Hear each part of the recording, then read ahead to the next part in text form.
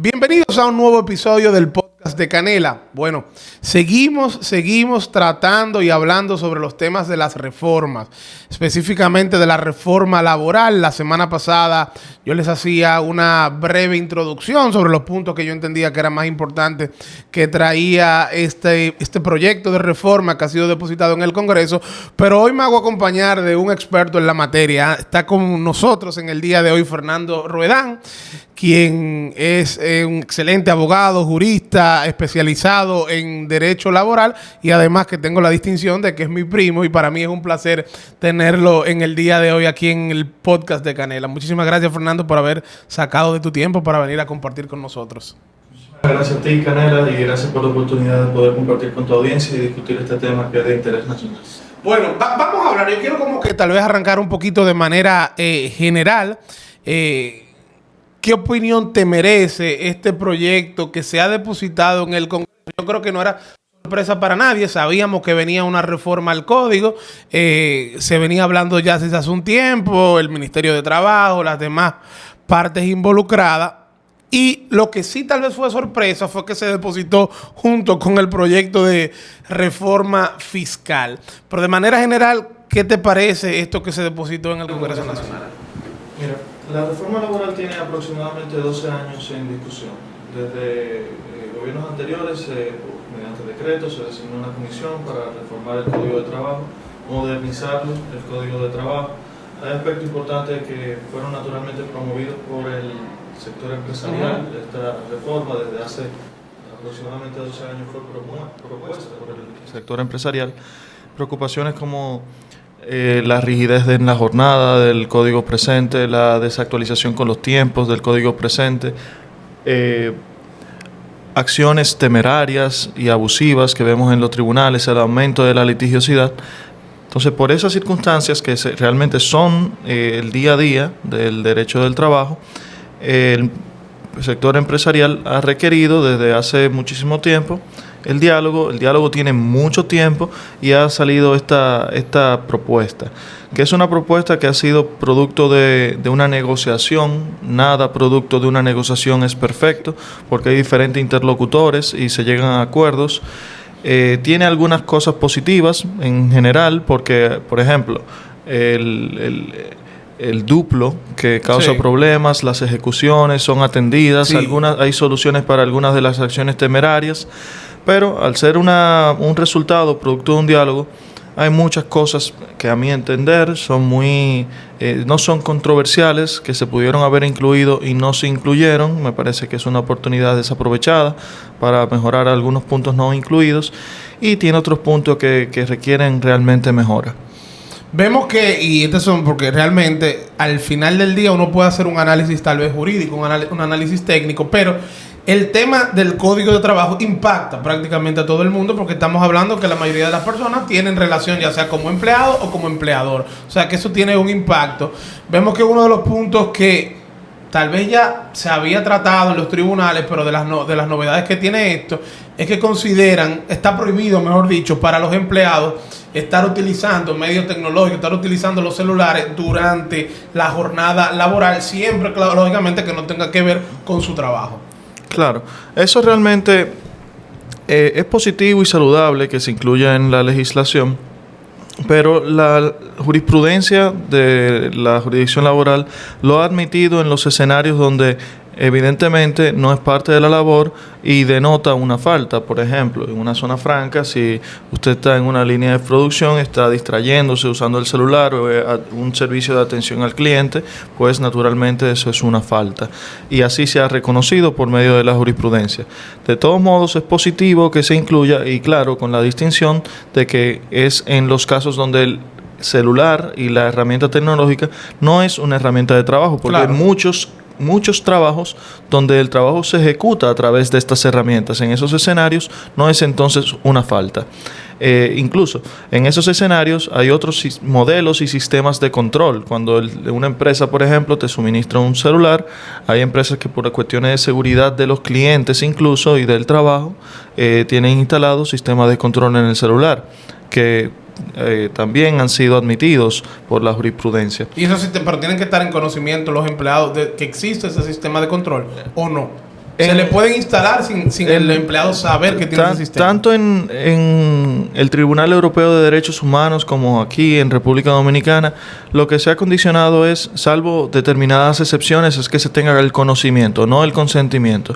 Pero hay excepciones, que en función de cada caso se hace un test de razonabilidad. Hay un caso muy interesante que se dio en Europa, en un centro geriátrico donde a las personas de mayor edad, cuando salían del baño, tenían golpes. Entonces, ante la presunción de que había maltrato en los baños, se colocó una cámara oculta en los baños, que es un sitio que está preservado de intimidad, pero justificada en esa presunción grave, precisa, concordante, que justificó esa ponderación de valores. De modo que no es absoluto. En derecho uno dice a veces relajando que todo depende, pero que ocurre que en la realidad hay situaciones, no todo es cuadrado. Claro. Entonces hay situaciones que pueden justificar determinada medida.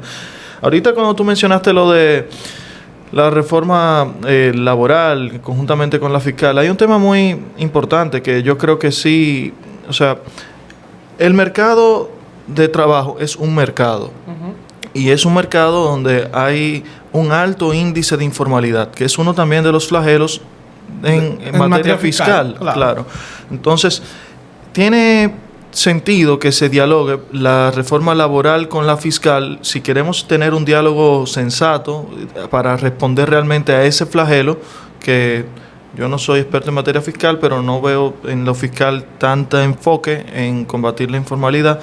Pero sí tiene sentido que desde la perspectiva de mejorar realmente la formalidad se discuta tanto la laboral como la fiscal. Aquí, por ejemplo, en lo laboral, yo creo que, y ahí me adelanto a quizás tus posibles preguntas, no hay orden. Creo que en el ataque que hacen a la informalidad no me parece el correcto, el acertado. Sí debo decirte que antes de ayer, el martes, por la Asociación de Derecho del Trabajo, participamos en una reunión con el Ministerio de Trabajo. Se le advirtió los posibles efectos negativos de la solución que se presenta en este anteproyecto frente a la informalidad, y la recepción fue positiva. Esperemos que realmente haya un análisis profundo y que se mejoren las propuestas en el anteproyecto, particularmente frente a la informalidad. ¿Qué es lo que más te preocupa del proyecto que pueda no colaborar, digámoslo así, en lugar de afectar a la mejora de la informalidad que hay en el país actualmente? Correcto. Mira, a mí me preocupan muchas cosas del proyecto que creo que pueden ser mejoradas. Sí. Pero para la informalidad, la solución que se buscó fue el fortalecimiento del servicio de inspección en el Ministerio de Trabajo, que es correcto que se fortalezca, porque debe tener más, o sea, una ley sin sanción, sin dientes, no promueve el incumplimiento. Ahora bien,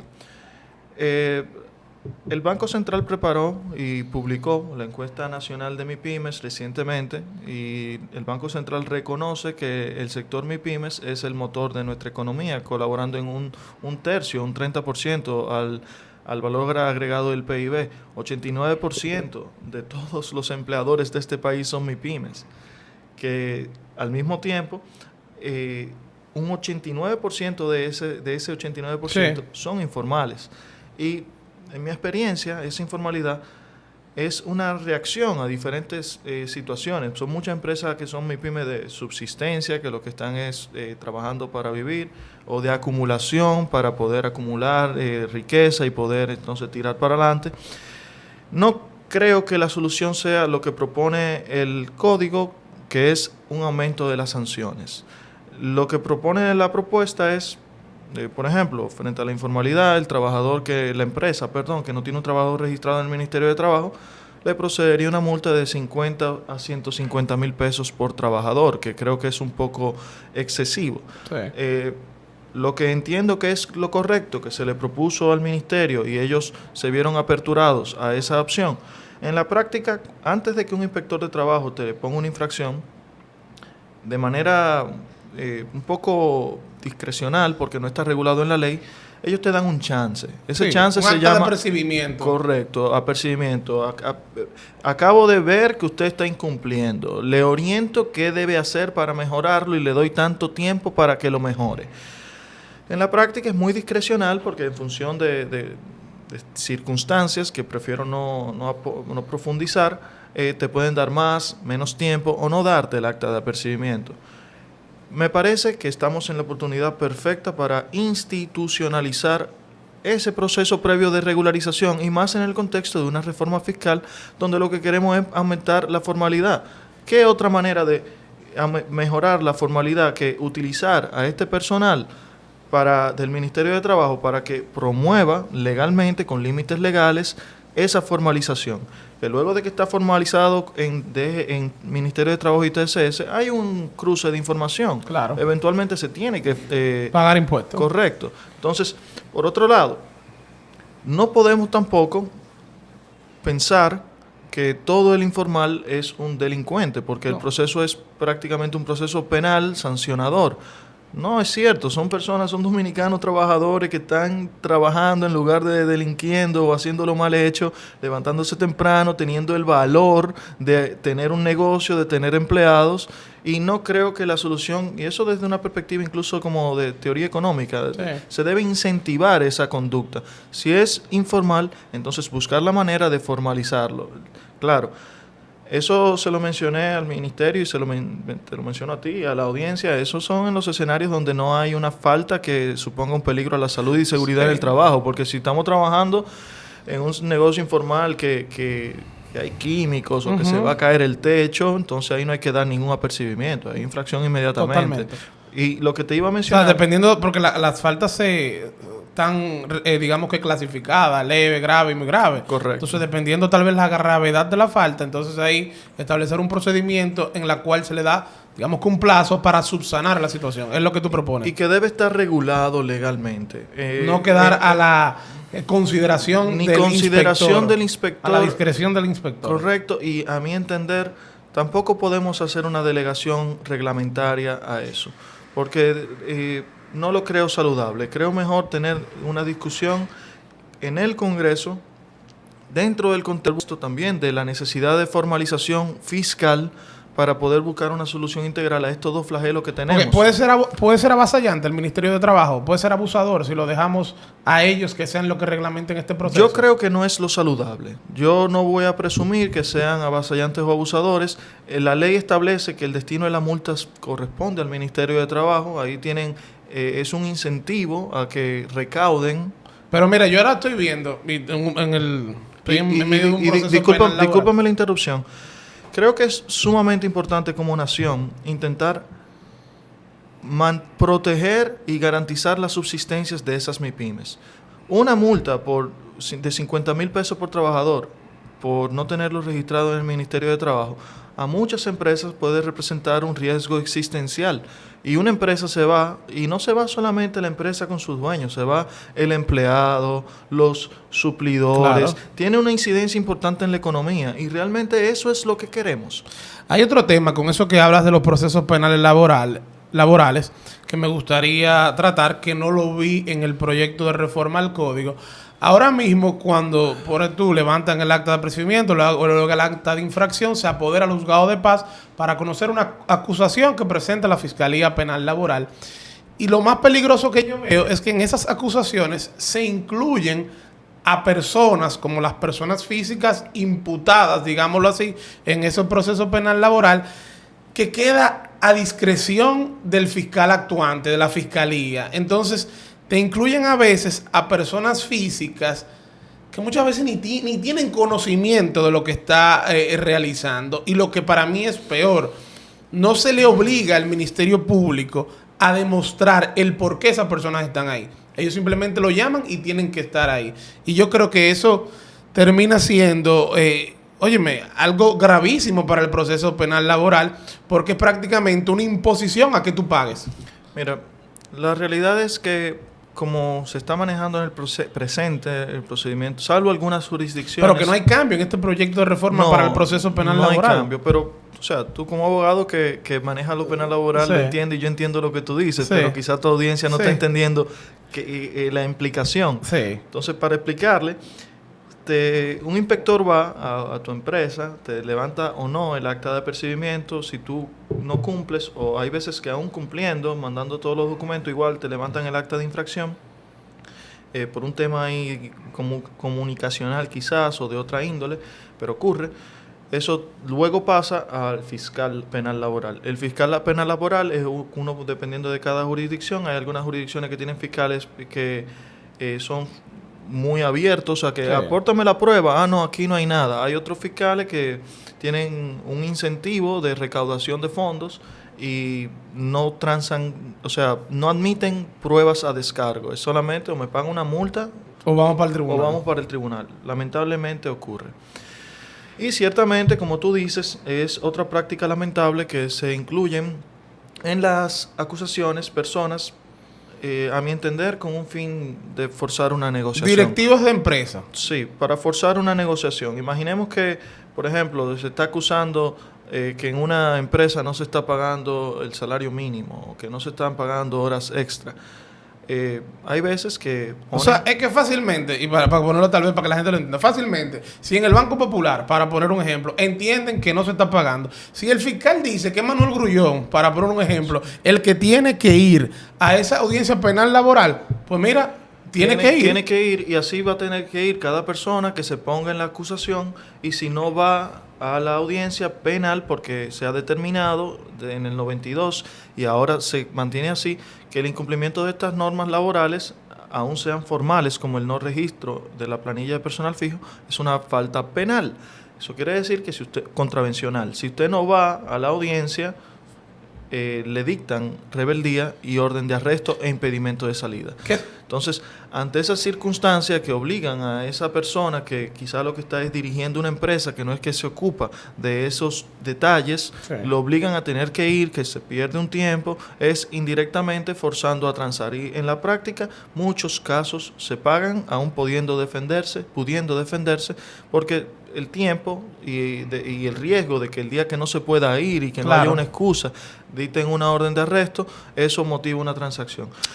A mi entender, que aparentemente eso se dialogó y no se acordó, a mi entender, la solución más sensata debe ser no llevar eso por la vía penal. No creo que, salvo quizás, si así lo entiende la sociedad en el Congreso, las faltas graves donde hay peligro a la vida y seguridad de las personas, ahí sí se podría quizás retener una naturaleza penal. Pero faltas leves como el formalismo de registro u otras que son... El mismo tema del salario, que puede haber discusión en cuanto al salario, ¿tú entiendes? Entiendo que no es lo más justo y útil para la sociedad y tampoco lo más beneficioso para la administración. Creo que hay otra alternativa que es más positiva, que es un procedimiento administrativo sancionador que tiene sus beneficios para la administración, porque luego de que, agotando un proceso de que te citan, tú te defiendes, no pueden alegar que tú no mandaste los documentos porque se agota un procedimiento donde debe haber un órgano instructor, otro sancionador, se emite una decisión, esa decisión tiene fuerza porque con esa decisión pueden trabar medidas conservatorias y demás, pero algo que sí tiene un problema todo el anteproyecto, que actualmente todas las decisiones del Ministerio de Trabajo se impugnan ante el Tribunal Superior Administrativo, que está cargado, no son jueces especializados en lo laboral. Creo que si uno hace un procedimiento administrativo sancionador donde la impugnación y suspensión de eso corresponde a la jurisdicción laboral, es lo más eficiente. Incluso, por ejemplo, ocurrió muchísimo con el COVID. Una empresa suspendió. El ministerio dijo que no. Hubo casos que dijo que no rechazó procedía. La suspensión. El trabajador dimite y se lleva un caso ante la jurisdicción laboral. La empresa impugna esa resolución del ministerio ante el TCA.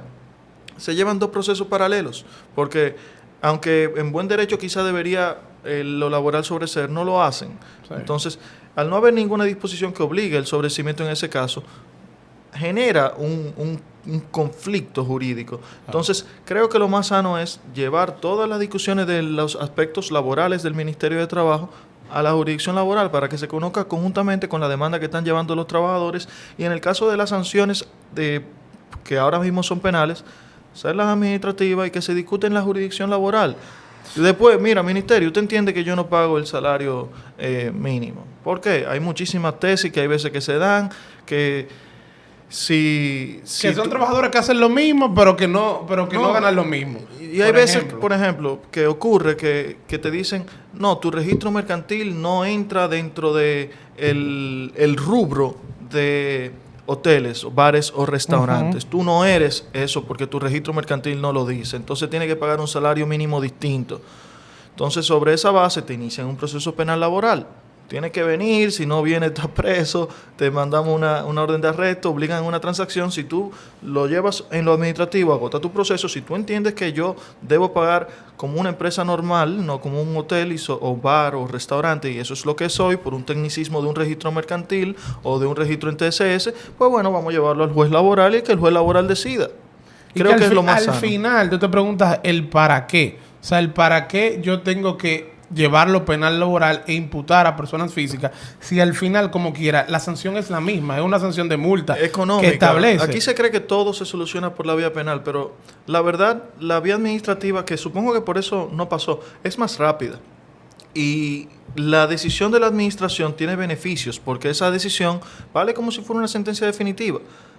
Tú la puedes suspender si un juez así lo decide. Claro. Entonces, si se cambia, en vez de ir al TCA, que tú vayas a la jurisdicción laboral para que se suspenda o no esa decisión, creo que es una mejor alternativa. Que en los casos donde la administración tenga la razón, el juez laboral va a decir, yo no voy a suspender esto porque aquí es evidente, y la administración no tiene que agotar un proceso penal que dura muchísimos años para cobrar esa multa. Sí. Y así tampoco hay que someter a todas las personas a ese problema de la jurisdicción penal, y tampoco tener un sistema donde se incentiva a malas prácticas. Entonces, es un sistema coercitivo prácticamente, o sea, que te coaccionan a tu correcto. Entonces, cagar. creo que estas realidades que están ocurriendo van a continuar ocurriendo con más ahínco, con más fuerza, porque se aumenta la potestad sancionadora y las multas.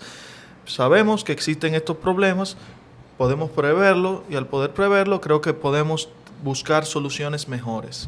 Eso a mí me preocupa porque con este mecanismo hay muchas MIPYMES que van a sufrir las inspecciones laborales, van a sufrir los procesos penal laboral, que otra cosa muy importante que también se discutió, sí, si un inspector hace algo ilegal, hay sanciones penales que se prevén.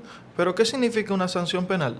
Hay que buscar un abogado, y discúlpame porque tú eres ese penal, pero hay que buscar un abogado penalista y hay que pagarle a ese penalista para que haga una querella y hay que agotar un proceso. Igual, por ejemplo, en esto se aumentan los costos de las MIPYMES en ocasiones, que son las principales afectadas, porque y las que empresas, no siempre nadie quiere ir contra un inspector o contra un fiscal, que ese es otro problema. Buscar un abogado que decida, o te va a cobrar muchísimo porque no quiere, o te van a decir que no, que ocurre muchísimo. Entonces, no creo que la solución sea, bueno, estamos sancionando al inspector que haga lo mal hecho. Vamos a intentar prever que puede haber cosas mal hechas y a estructurar un esquema donde no se puedan hacer las cosas mal hechas. Claro. Tú decías eso como uno de los factores que en este proyecto de reforma no fueron corregidos y que pueden ayudar a que se mantenga la informalidad. Pero hay otro tema que yo quiero que tú me des tu opinión, y es el tema que en todo lo que tiene que ver con las prestaciones laborales, específicamente con la cesantía, no se aborda en este proyecto de reforma. Y eso sí yo creo que es una carga económica que tienen las empresas, que tienen los empleadores, y que terminan colaborando a la informalidad. A yo no tener que cargar con un empleado, que sea mi empleado fijo, formalizado, inscrito en TCS, Ministerio de Trabajo, y todas las obligaciones que conlleva, para yo mañana no tener que pagar unas prestaciones laborales cuando decida terminar el contrato de trabajo. Mira, el tema de la cesantía no se tocó porque el Ministerio de Trabajo y el Estado, el gobierno, optó por solamente presentar donde hay acuerdo. Y en la mesa de negociación el sector sindical simplemente se negó a discutir la cesantía porque no le interesa. Entonces, al no interesarle y al no haber acuerdo, no se incluyó. El sector empresarial, con las razones que entiende que tiene, ha intentado desde siempre modificar, que no es eliminar, sino modificar el esquema de cesantía a futuro, no a pasado, no es para respetar derechos adquiridos. Y lo que ha propuesto es tener un límite dual, un límite en el tiempo de acumulación de cesantía o en el salario. Tengo entendido que conforme los estudios que se hicieron, eso solamente afectaría a los altos dirigentes que devengan altos salarios y le limitaría esa indemnización, pero fomentaría a que le aumenten los salarios, porque en la práctica ocurre mucho que esa persona que gana mucho dinero no se le aumenta el salario porque se aumenta el pasivo laboral de cuantos sean años que tenga, mientras que si tiene una limitación es más fácil aumentarlo. De modo que en principio esa modificación no afectaría al alto conglomerado de trabajadores. Eso es lo que se ha propuesto y lo que no se ha accedido a discutir. Yo tengo una opinión práctica respecto del tema, y es que en medio de una reforma fiscal que es odiosa y desagradable para la sociedad, no creo que ningún gobierno vaya a tocar otro tema que sea odioso para la sociedad como la cesantía. Creo que es pedirle peras al olmo. Y si uno se pone en la posición del gobierno, uno lo ve claro, de que no lo haga porque claro, no procede. Entonces, sabiendo eso... El costo político sería muy fuerte. Corriendo. Aparte del que ya está pagando por esta reforma fiscal. Correcto. Entonces, sabiendo esa circunstancia, creo que las organizaciones empresariales hacen bien haciendo constar su posición de que no están de acuerdo en que no se trate, a los fines de que se trate en el futuro. Pero en el presente, con las circunstancias actuales, no creo que el gobierno vaya a tratarla. Entonces, lo que tenemos es una oportunidad de mejorar aspectos que de hecho, esta propuesta de modificación tiene aspectos procesales que ayudan muchísimo. En cuanto a la jornada, hay un intento también de mejora. Hay muchos problemas que atiende. Y el problema de la cesantía, que se lo he comentado a varios colegas y clientes y asociaciones empresariales, si no se está atacando ahora directamente, pues bueno, vamos a atacarlo indirectamente.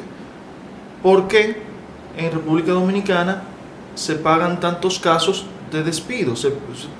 Casi todos los despidos en los tribunales se declaran injustificados y casi todas las dimisiones se declaran justificadas. ¿Por qué?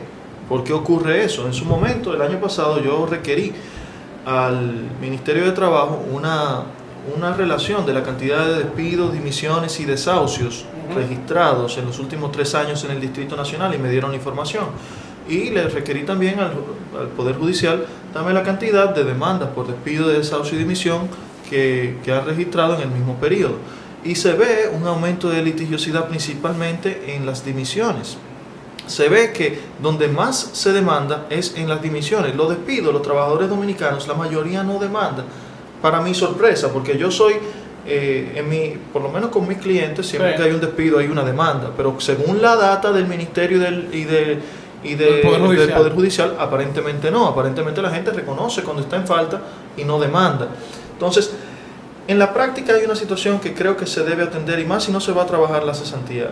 La cesantía procede o cuando tú desahucias a alguien que el empleador sabe que la tiene que pagar, o cuando tú despides sin justa causa, o cuando el trabajador dimite por una falta grave.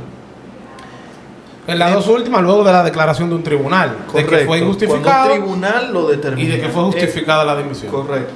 Entonces, ayer estaba yo en una reunión en un parque de Zona Franca, y me pregunta una persona, me dice, mira, ¿y qué solución se le va a buscar a los casos como cuando un trabajador le habla mal, ofende, le dice palabras groseras, indebidas al supervisor y demanda y gana? Se despide y demanda y gana. La solución no es la ley, la solución es analizar el por qué esos casos le dan la razón a quien no la tiene. Yo creo que parte ante la realidad política de que no se ha tratado el tema de la cesantía como sustantivo, se debe entonces discutir el por qué en la práctica ocurre que todo quien dimite prácticamente gana y prácticamente todos los despidos se pierden. ¿Por qué ocurre eso? Hay una práctica que yo he denunciado en los tribunales, le he llamado las dimisiones abiertas. Los abogados que te dimiten por incumplimiento de 30 causas. Todas las causas que pone el código. Todas las causas posibles. Esa es la estrategia. Sí. Yo dimito por todo. No, y además, que eso es básicamente por nada. Disfrazan mucho dimisión. O sea, trabajos que no terminan por dimisión, lo disfrazan y dicen que son dimisión. En la práctica ocurre una problemática que no se trata aquí, en este proyecto de reforma. Y supongo que tú como abogado litigante, y toda tu audiencia que tenga empleados la debe de conocer. Un trabajador comete una falta grave, inexcusable, es descubierto, roba, ofende, maltrata, agrede. Y ahí inicia una carrera de tiempo. El empleador huyendo, armando el expediente para despedir, y el trabajador huyendo donde un abogado para firmar una dimisión por todas las causas posibles, porque sabe que si lo despiden va a perder. Sí. Entonces, ¿qué hacen? Van donde un abogado, el abogado le dice, firma aquí 50 causas. Y si es una empresa que tiene el lujo de tener un departamento de recursos humanos, legal, abogado externo, que tiene todo el código en orden y todas las causas probadas, porque una cosa es tenerlo en orden, otra cosa es tener la prueba de que tú lo tienes en orden. Porque una MIPYME puede tener todo en orden, claro, pero si no tiene la prueba correcta, que es lo va más, a perder. es lo más difícil en el tema del despido, al final del día. De la dimisión. De la dimisión, pero también del despido, el tema de la prueba.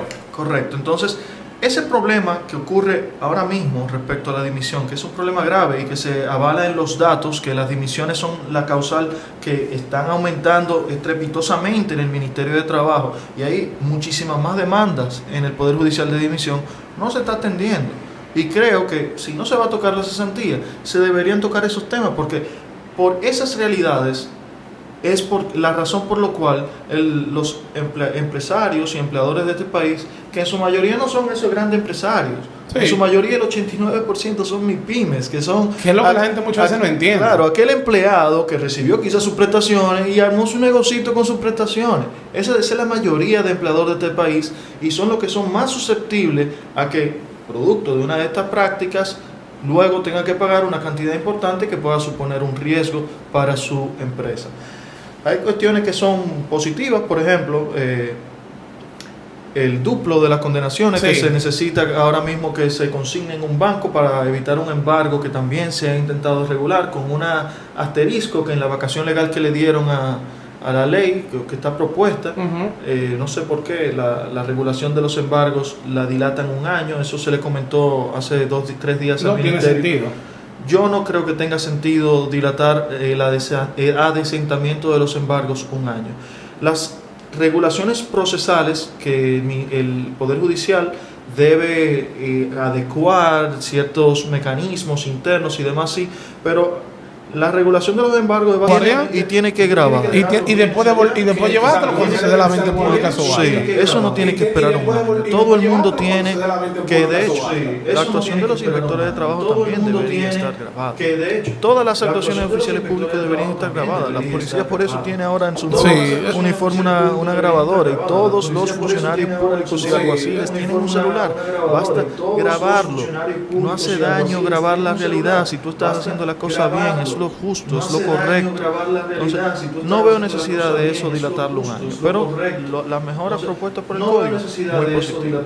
Respecto al 539, que es el famoso duplo, que para suspender la ejecución de una sentencia y evitar un embargo, que ahora aumenta también el plazo que tú tienes para... Aumenta 8 días y se reduce el monto de... Eso fue producto de una negociación, de modo que eso entiendo por qué fue así. Pero en el seno del Congreso creo que se debe discutir a mayor profundidad. Esa no es la solución para principalmente las MIPYMES. Sigue siendo mucho para ti el valor de la condena. O sea, que haya que consignar el valor.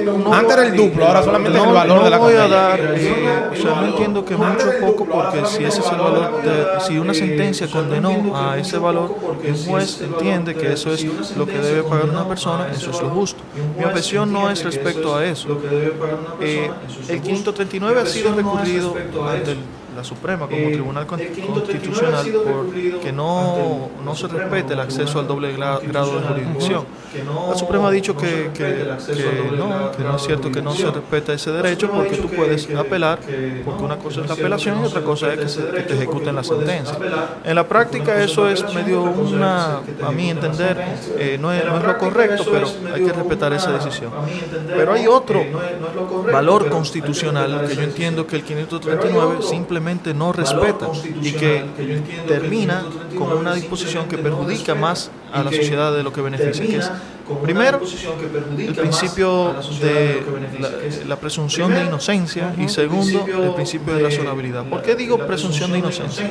En derecho, todo aquel que alega un hecho de injusticia se debe probar. Y cuando se presume algo, se debe presumir la buena fe, no se presume la mala fe, no se presume la mala conducta, se prevé. Hay excepciones, yo te diría, en el caso de los despidos es al revés. Por ejemplo, Bueno, lo que hay es una inversión de la carga de la prueba, pero es distinta la inversión de la carga de la prueba con una presunción de actuación fraudulenta. Entonces, ¿qué ocurre con el 539? En el 92, 1992, cuando se instituyó, fue instituido porque en ese momento la práctica real de la mayoría de las empresas dominicanas era demanda laboralmente tranquilo, que en lo que el proceso se conoce, yo me insolvento. Lo hacían lamentablemente muchas personas y no había mecanismo de trazabilidad. No estaba el concepto ni siquiera legal de registro de beneficiario final en la DGI. Eso no existía, que ahora sí existe. No, el desarrollo del levantamiento del velo corporativo tampoco existía, ahora sí existe. El valor que tienen el crédito en las empresas no era el mismo. Ahora el valor sí que tiene el comprobante fiscal, o sea, al final del día tú no vas a desaparecer una empresa cuando tú tienes muchos suplidores. En fin, lo que quiero decir, habían circunstancias en el 92 que motivaron eso bajo la premisa de que la mayoría de empresas se insolventaban. Creo que en el 2024 no es correcto presumir que todas las empresas dominicanas, todas sin importar nada, cuando tengan una sentencia en contra laboral en primer grado, se van a insolventar. No es cierto. No es cierto. Entonces, la consecuencia de esa presunción de fraude, porque es una presunción de fraude, estamos simplemente presumiendo que en República Dominicana todo el mundo va a distraer sus bienes porque tenga una sentencia en contra laboral, que no es cierto. Obliga al empleador a consignar, en este caso sería el monto de la sentencia. Actualmente es el duplo. Actualmente es el duplo, aquí sería el monto. Actualmente es el duplo. En la práctica eso se deduce, y quizá economistas sean mejores que nosotros para hacer el análisis. Las empresas no pueden, tienen un límite para los litigios que puedan llevar, porque eso le afecta a su flujo de caja, le afecta a su crecimiento, le afecta a su facultad de crecimiento, le afecta a su facultad de continuar empleando personal, por el simple hecho de que hay que garantizar un crédito cuando no hay ningún indicio, ninguna presunción de insolvencia. Imagínate, ahora mismo, todas las empresas grandes que Coca-Cola, la cervecería, por todos los procesos laborales tienen que tener una suma que van a ir consignando. El duplo ahora va a ser el monto de la sentencia. Igual las MIPYMES, bajo esa presunción. No me parece, de nuevo, que sea lo correcto, porque no se puede presumir que todas las empresas de este país se van a insolventar, y por otro lado, no creo que sea lo más justo y útil para la sociedad obligar a que una pequeña, mediana, grande empresa tenga que indisponerse de esos fondos para garantizarlo cuando nada indica que yo me voy a insolventar, y eso le impide el crecimiento. Y es verdad que se te da la oportunidad, digamos, de que un juez, la facultad de que un juez pueda ordenar la suspensión pura y simple de la ejecución de la sentencia. Ahora, ¿qué tan difícil es eso? Bueno, eso va a ser difícil o no dependiendo de la sentencia. Y dependiendo del juez. Hay jueces que no. Hay jueces de jurisdicciones que no la dan, hay jurisdicciones que sí son bastante, que si la sentencia está mal hecha, la suspenden pura y simplemente. Pero a mi entender, y eso debe haber un diálogo nacional respecto de eso, porque al final estamos en medio de una reforma fiscal que va a tener una incidencia en las MIPYMES, y tenemos conjuntamente esta otra reforma laboral que en cierto sentido afecta mucho a las MIPYMES, porque este 539 a las empresas grandes no le afecta. Las empresas grandes lo aguantan, porque para tener el derecho de llegar, la oportunidad de llegar sin un embargo hasta la Suprema Corte de Justicia, tú tienes que tener determinado dinero en el banco. Las grandes lo pueden hacer, las pequeñas son las que le afectan. Igual la solución del 539 le afecta a las MIPYMES. Otro elemento que no se trata aquí en la propuesta de reforma, que afecta enormemente a las MIPYMES, es el límite casacional para acceder a la Suprema Corte de Justicia. Si el caso no es mayor de 20 salarios mínimos, no se conoce si la ley fue bien o mal aplicada. Es decir, que la ley puede haber sido mal aplicada. La solución que le ha dado nuestro ordenamiento jurídico es, bueno, tú no vayas a la Suprema, ve al Tribunal Constitucional, pero en lo que la hacha va y viene, te ejecutan la sentencia. Y eso significa que cuando vayan a ejecutarte la sentencia, normalmente el alguacil, que no es tonto, te pide, bueno, tienes que firmar aquí un documento donde se acabe el litigio. Entonces, promueves un sistema donde las MIPYMES, que son las que tienen más casos, que no exceden de 20 salarios mínimos, pueden ser objeto de mala aplicación del derecho, sin el examen de la Corte de Casación. Y de nuevo, tenemos que ponderar, ese es el país que queremos, un país donde el 89% de nuestras unidades productivas son MIPYMES. Yo creo que ese debate serio lo tenemos que tener, y más conjuntamente con una reforma fiscal. Hablándole ya a prácticamente todo el mundo, porque, o no todo el mundo, pero gran parte de las casas dominicanas, que es sobre, pasan de ser trabajadores domésticos a trabajadores del hogar. Yo sé que eso preocupa mucho a la gente. Hubo una resolución del Ministerio de Trabajo que luego fue declarada inconstitucional, pero que ahora en este proyecto de reforma al código se incluyen muchas de las cosas que tenía esa resolución. Para mí hay varios aspectos importantes. Inicio por la definición que se hace de trabajadores del hogar, que creo que es un mensaje claro para aquellas personas que alquilan sus viviendas como negocio. Todo el mundo conoce los denominados Airbnb, y mucha gente tiene casas, apartamentos fuera de la ciudad, o aquí mismo en la ciudad de Santo Domingo, y lo alquila como Airbnb. Y ahora el proyecto de código dice que si usted como propietario del hogar saca un lucro de ese, digamos que de esa casa, de ese hogar, en un alquiler, entonces quien le haga trabajos similares al de un doméstico no puede ser considerado trabajador doméstico. Eso realmente es así ahora mismo. Sí, tú vas, pero ahí no hay cambio. Sí, pero todavía ahora yo creo que queda más claro. Si en el hogar, si tú tienes un negocio de galletica en tu casa y estás vendiendo galletitas y usas el personal doméstico, ese personal deja de ser doméstico y pasa a ser un empleado de una microempresa. Que en República Dominicana la microempresa igual tiene que inscribir en TCS igual, en el Ministerio de Trabajo igual, pero siempre que el trabajo represente un lucro para la familia, deja de ser. Pero hay una línea muy fina ahí, porque ponte tú, yo tengo una casa, un ejemplo, tengo una casa en Punta Cana, pero de 4 fines de semana que tiene al mes, yo voy uno y le alquilo 3. Tengo el mismo personal que va a mi casa, pero ¿cómo hago la división? Porque no la puedo considerar, la tengo que considerar completa ya que no es trabajador. Y realmente esa ha sido la interpretación desde el 92, la misma OIT coincide. Para que sea doméstico tiene que ser solamente labores propias del hogar. Exclusivo. Correcto, exclusivo y que no represente el lucro. Si usted quiere tener una villa para alquilar, lo ideal es tener otro personal y lo ideal correcto es incluso tener una empresa. Tercerizarlo. O tercerizarlo o tener una empresa para no mezclar el patrimonio personal. Pero ahora mismo eso no es un cambio. Ahora mismo todo empleado del hogar doméstico, si en la casa se está colaborando para una actividad que genere lucro, pasa a ser un empleado de una empresa, aunque sea microempresa. Lo que pasa es que es diferente, yo lo siento un poquito diferente. Porque una cosa es, está colaborando para una actividad que genere lucro, como tú dices, hace galletica. Yo tenía un negocio de cielito lindo, me ayuda a hacer cielito lindo, para ponerte un ejemplo. Pero aquí, las actividades que hace siguen siendo propias de un trabajo doméstico. ¿Tú entiendes? La interpretación que siempre... Pero yo entiendo lo que tú dices, pero yo creo que ahora lo amplía un poco más. Porque no es que está haciendo una labor diferente, no es que yo la tengo aquí, no es que ella me está ayudando, como tú dices, a hacer pastelitos. Es que ella sigue siendo la que limpia, la que friega, la que lava, pero la casa como tal es el negocio. Sí. Ese texto, esa parte, realmente no es un cambio de este código, eso viene desde el 92 y la jurisprudencia lo ha aplicado. Incluso esos casos que tú has mencionado se han llevado ante la jurisdicción laboral y han reconocido que si representa lucro es un empleado no doméstico, un empleado formal. El país tiene una deuda con la OIT, con el tema del sector doméstico, eso es indudable. La resolución no fue la vía, por eso se declaró inconstitucional. Se aprovechó en este momento a incluirlo en el anteproyecto de reforma.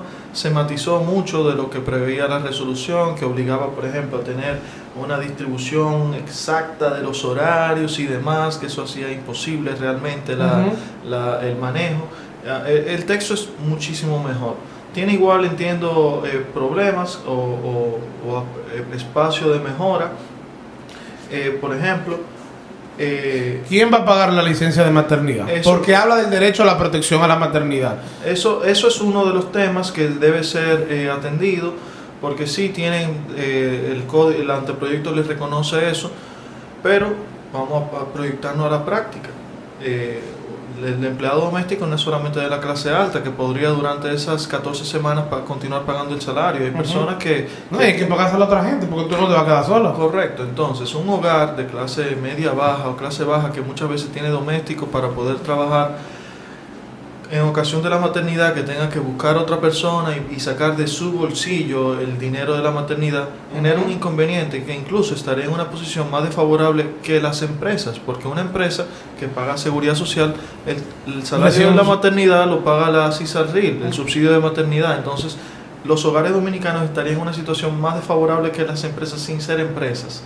Eso es un punto que se debe manejar. Que en la resolución lo traía que se inscribía. Tenía un sistema de inscripción en seguridad social que lo cubría, pero hasta tanto eso no exista un modelo de seguridad social que cubra el sector doméstico, creo que es muy prudente y conveniente un transitorio que establezca que eso no operaría hasta tanto eso no exista.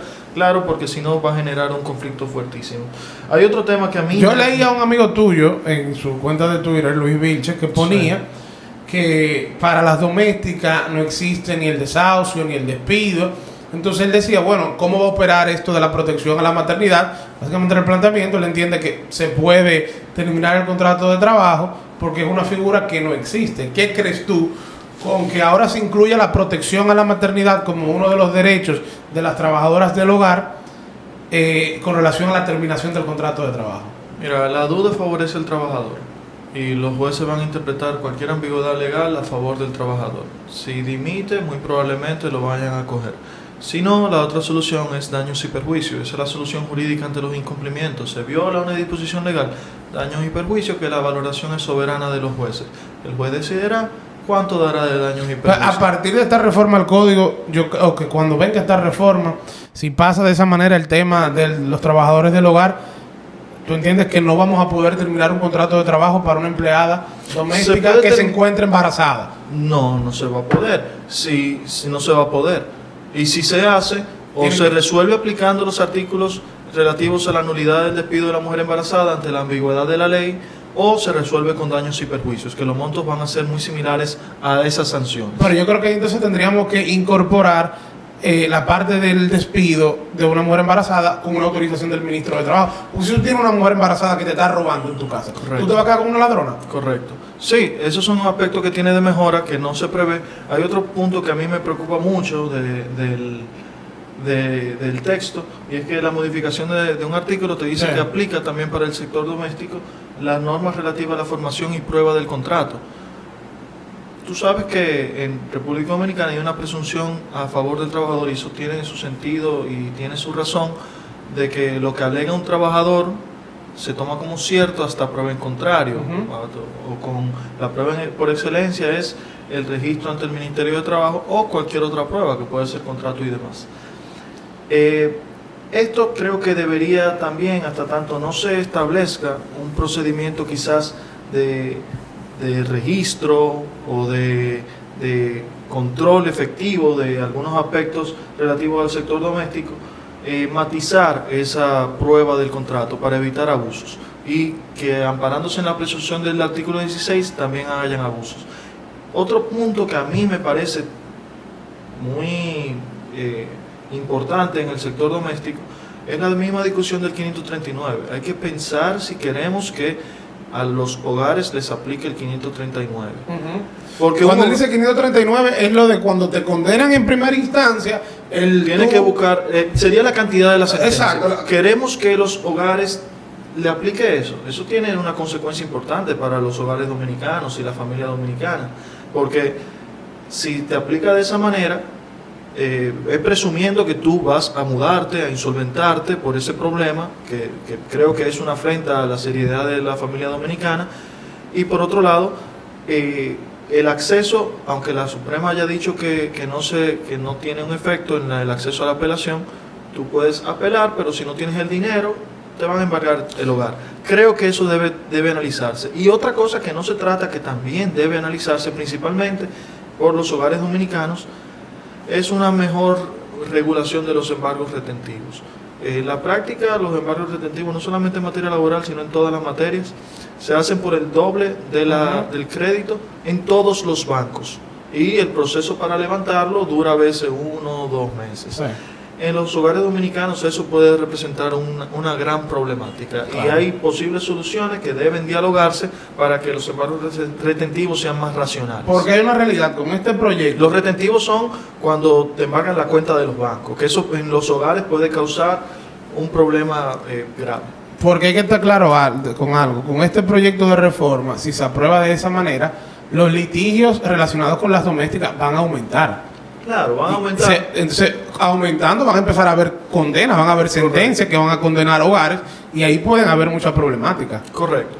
Y hay que pensar y dialogar como sociedad si queremos que el 539 le aplique a toda la familia dominicana, si estamos de acuerdo con la tesis de que toda la familia dominicana por una sentencia de primer grado van a mudarse del país. A mudarse del país, a distraer todos sus bienes. ¿Vivir en la calle? La casa la voy a poner a nombre de un tío, de un primo, y también que no existen los mecanismos para trazar, porque el 92 es un año que está muy lejos de nuestra realidad ahora, son más de 30 años, y es otra sociedad. Si tú quieres ahora mismo insolventarte, yo te deseo mucha suerte, porque tenemos todos los mecanismos para trazar dónde están tus bienes. Tú lo puedes hasta sacar del país si hay forma de trazarlos. Entonces, es una realidad muy distinta a la del 92 que la presente. Incluso ese intento de distracción de bienes tiene consecuencias penales que una vez demostrado, o sea, hay muchos elementos que distinguen la realidad de aquel momento a la presente y que disuaden a todas las personas de cometer la mala práctica de distraer sus bienes. Entonces ahí me pregunto, ¿por qué tenemos que poner ese dinero en un banco cuando yo, eventualmente, cuando la sentencia sea definitiva, que la decida en última instancia un juez, lo voy a pagar? Claro. Por lo menos hasta casación, apelación, porque ya la casación es un recurso extraordinario y hay que garantizarle ese monto a través de otra acción. Pero es una discusión seria que hay que tener. Hay otro aspecto bien positivo que tiene, que de nuevo, yo lo que estoy intentando es, conforme a mi criterio, mejorar algunas cosas que entiendo que deben ser mejoradas o darle elementos a la sociedad para discutir algunos elementos en el Congreso, porque de buscar el doble de una sentencia en 3 días a buscar el monto de la sentencia en 8 días es un buen paso. Es un buen paso. Es un buen paso. Y se convierten casi en 10, porque la octava franca. Claro, a dejarlo como está ahora, yo prefiero 1000 veces eso. Pero creo que es una buena oportunidad para discutir seriamente. Sobre todo si vamos a durar 30 años y volver a discutir. Correcto. Hay otro punto muy importante que tiene la reforma para intentar evitar abusos que ocurren en el día a día. Cambian el modelo judicial, hay un juez conciliador que no es per se un juez porque es un funcionario designado por el Ministerio de Trabajo, pero bueno, le definen juez conciliador. Sí.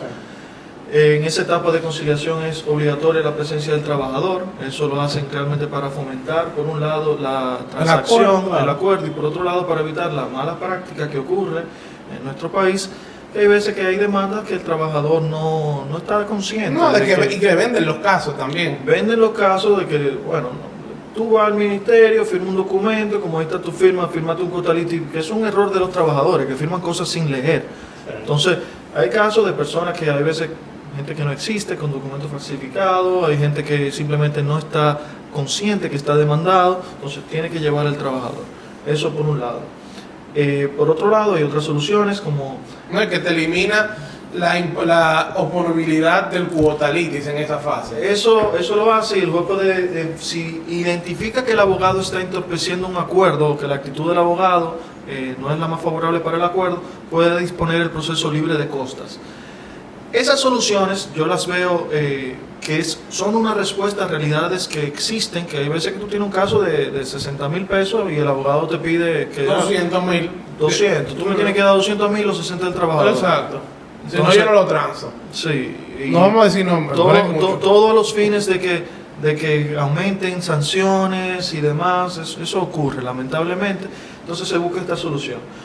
Yo creo que esa disposición que atiende un problema necesita un poco más de afinamiento para evitar que la jurisdicción laboral disponga que es inconstitucional, porque los jueces son jueces de la Constitución, y un juez, si entiende que es inconstitucional, le va a pasar por encima. Entonces hay que buscar prever esa realidad de que puede que haya jueces que no estén de acuerdo con eso y que te lo vayan a sacar del ordenamiento jurídico, y buscar cómo se matiza, no necesariamente quitándolo, sino estableciendo otros mecanismos para, por ejemplo, ok, es inoponible, pero yo puedo negociar directamente con el trabajador, y de lo que yo le pague, le tiene que garantizar el porcentaje. Se lo consigno en DGI o en un banco, o se lo deposito en el tribunal. Ya. Eso es un tema positivo. Ahora que pensaste lo de la consignación, se facilita el proceso de yo poder entregarle unos montos a un trabajador que no lo quiere recibir. Eso fue realmente la aplicación de una jurisprudencia relativamente reciente y de la lógica, o sea, el procedimiento de cuando una persona se niega a recibir los fondos, que aquí ocurre mucho por unas sanciones indefinidas, claro, que no se tocan. Entonces hay muchas veces que el trabajador se desaparece cuando tú le tienes que pagar sus prestaciones para que siga aumentando. Entonces, para tú pagarle a quien no quiere recibir el dinero, hay que agotar un proceso que está concebido de hace 200 años, en 1804, cuando no había el sistema bancario como ahora, otro mundo. Se llama un ofrecimiento real de pago. Eso es costoso, hay que hacer un alguacil que va, le ofrece el dinero, después le dice, mira, voy a ir tal día a DGI, ven si tú quieres a tal hora, se consigna en DGI, después mira, te lo consigné.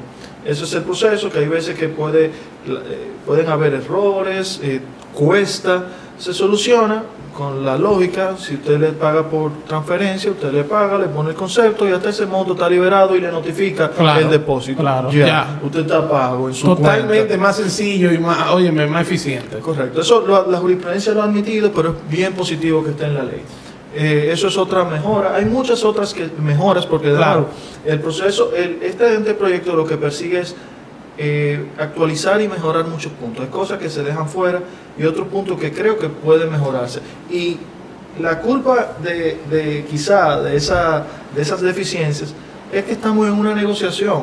Imagínate tú que yo represento al sector trabajador, tú al sector empleador.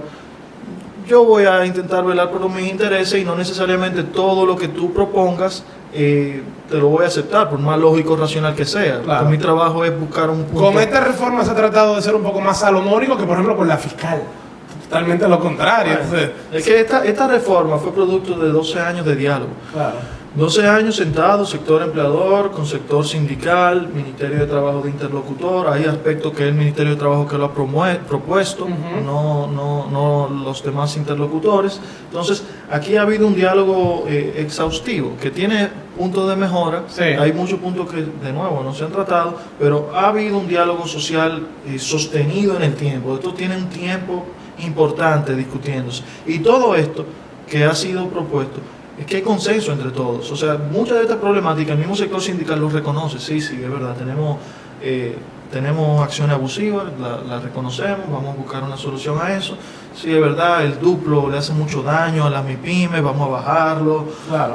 O sea, ha habido conversación sensata y de reconocimiento de los problemas, y se han propuesto soluciones. El teletrabajo. ¿Es lo nuevo? El teletrabajo tiene lo nuevo en el código. Tiene una novedad, tiene novedades en el código. Es un texto mucho más mejorado que la resolución.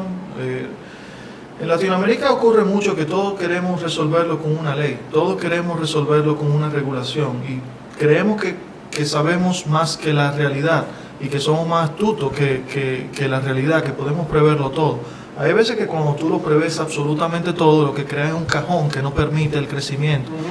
Por eso, por ejemplo, los sistemas de common law como Estados Unidos, Reino Unido, ¿qué dicen ellos? Bueno, vamos a hacer algo muy general, vamos a dejar que las cosas fluyan y en función de los procesos, los principios generales, la prueba y los jueces se va formando un sistema de reglas lógicas, racionales, adecuadas a cada caso, y en función de esa experiencia que vamos adquiriendo, entonces luego sale la regulación objetiva. En Latinoamérica no, creemos que sabemos más y todos lo regulamos. Esta propuesta está mucho más matizada, permite dar más flexibilidad, reconoce muchos de los problemas que tenía la resolución del ministerio y los elimina. Tenemos más experiencia también. Tenemos más Conocemos experiencia. más la realidad. Han habido casos que se han conocido. Hay temas, por ejemplo, que se objetaron de manera vehemente con la resolución del ministerio en su momento. Que, por ejemplo, en ocasión del teletrabajo no permitía ningún sistema de control en la casa. Imagínate tú quien trabaja con tarjeta de crédito desde su casa, de cliente. O sea, inmediatamente aumentaron los fraudes en República Dominicana, una locura. Entonces, eso ya se matiza. Hay un elemento que yo identifico que ya lo mencioné, o sea, hay asuntos que en cuanto a la reversibilidad, por ejemplo, si a ti te contratan como... Presencial. No, te contratan inicialmente como teletrabajador. Sí. Para llamarte a la empresa, hay que hacerlo con un plazo. Si el trabajador se opone, el empleador tiene que demostrar ante el Ministerio de Trabajo que la razón de la reversibilidad, y si no, el Ministerio de Trabajo emite una resolución. Ahora mismo eso va al TCA. Eso no debe ir al TCA, claro. Eso debe ir a la jurisdicción laboral, porque cuando yo te obliga a venir o te despida porque tú no viniste, tú me vas a demandar en la jurisdicción laboral y vamos a tener dos pleitos. Uno en el TCA. Igualmente, si te contrataron como presencial y luego te llevan a teletrabajo, tú tienes el derecho de solicitar que te devuelvan a lo presencial. Eso también dice ahí el proyecto. La reversión, el derecho del trabajador a la reversión al... Si fue contratado mediante la modalidad presencial, por ejemplo, de manera original. Esa parte, si tú supieras, quizá yo... Sí, no, esa es como la parte final. Pero esa parte yo no la identifiqué, de la reversión inversa. Sí, eso, bueno, lo podremos revisar más adelante, pero yo lo revisé. Pero sí debería estar. Y de manera unilateral, si usted tiene el derecho a solicitar que se devuelva a su modalidad original. Hay muchas personas que a mí me consta trabajan mejor desde el trabajo, que no les gusta teletrabajar, no les gusta, no trabajan igual, no se sienten hay las igual. dos versiones. Sí, hay las dos versiones. Ahí, a mi entender, este texto está mucho mejor, con la necesidad de mejora de ese punto que mencioné. Y hay cosas que entiendo que hay que dejar que la vida demuestre cuál es la mejor forma de regulación. Al final, cuando digo la vida, no es vamos a soltarlo. No, hay principios jurídicos, hay jueces que no son tontos, que aplican el derecho en función de su experiencia, que tienen mucha, de su razonabilidad. Entonces, un marco jurídico general que te permita a los jueces resolver los problemas, creo que es mejor. Aquí hay algunos punticos que yo particularmente lo haría diferente, pero esto fue producto de una negociación. Si todas las partes están de acuerdo, hay que respetar eso. Pero es un texto mucho mejor que el que en el pasado se propuso vía resolución. Finalmente, Fernando, que ya vamos terminando, con este proyecto de reforma al código que puede convertirse en ley, ¿estaríamos mejor o peor en torno al derecho laboral en la República Dominicana? Mira, es agridulce la realidad si pasa como está, porque particularmente en cuanto a los procesos, va a ser mejor para nosotros los abogados laboralistas, para algunos no va a ser mejor por el tema de las costas y inoponibilidad del cuotalitis. Para el tema de las ejecuciones también, que hay para otros va a ser mejor, pero yo pienso que como está, para la sociedad no necesariamente va a ser mejor, principalmente por el tema penal laboral. Eso ahora mismo ocurre mucho, no suena tanto porque en la mayoría de los casos se transan, se pagan, pero de todo la población dominicana, muchas habrán tenido experiencia en materia penal laboral que se aumentarían los casos porque va a haber una sanción mayor. Entonces, creo que un modelo donde se sanciona al informal de esa manera tan lesiva, no se prevé un mecanismo para la regularización conjuntamente con una reforma fiscal que afecta principalmente a ese sector, no lo veo sano. O sea, por eso solamente yo creo, si tuviera que que apostar a un futuro. Si sale esto como está, conjuntamente con la fiscal, no creo que el balance sea positivo, porque aunque en los procesos vayan a haber mejoras, en el día a día, el neto positivo o negativo para la sociedad, creo que potencialmente sería negativo por el tema penal laboral. 50,000 pesos por cada trabajador no registrado en el Ministerio de Trabajo. Eso creo que no es lo mejor. Mejor instituye un proceso, usted va con plazos, objetivos, que no sea a según, para que usted registre al trabajador para que no tenga que pagar los 50,000 pesos. Inscríbalo en TSS para que no tenga que pagar más, porque la falta de TSS es mayor. Entonces, ahí se le da un respiro a estas MIPYMES que tienen que formalizarse, y también se le da un ayudo al gobierno para formalizar esa economía que necesita formalización, porque necesitamos recaudar. Yo no soy partidario de que todo se resuelve a la mala. Creo que hay que tener incentivos positivos y también sanciones. Y, correcto, mejorar la potestad sancionadora del ministerio, pero hay que tener mucho cuidado con eso. Y eso es mi principal preocupación, porque creo que como ciudadanos del país tenemos que preocuparnos porque ese motor de nuestra MIPYME y esa cultura de trabajo que tenemos se preserve. Porque si no va a ser mejor, no haga ningún impuesto, mejor vivir de las ayudas sociales, porque si tú te expones, te está buscando un problema mayor.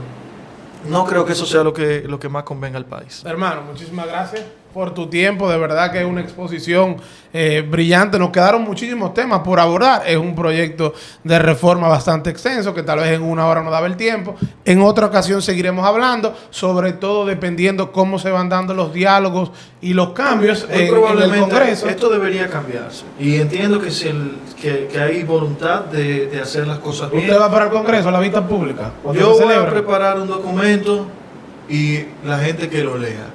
Y en el Congreso que lo lean. Ya, porque no hay necesidad, la palabra se la lleva el viento, lo escrito se queda. Claro. Bueno, ahí está, señores. Gracias a ustedes por la sintonía. Como siempre, recordarles suscribirse a nuestro canal, compartir este video, darle like y sobre todo dejarme sus comentarios para saber qué usted piensa sobre este proyecto de reforma al Código de Trabajo en la República Dominicana. Hasta una próxima ocasión.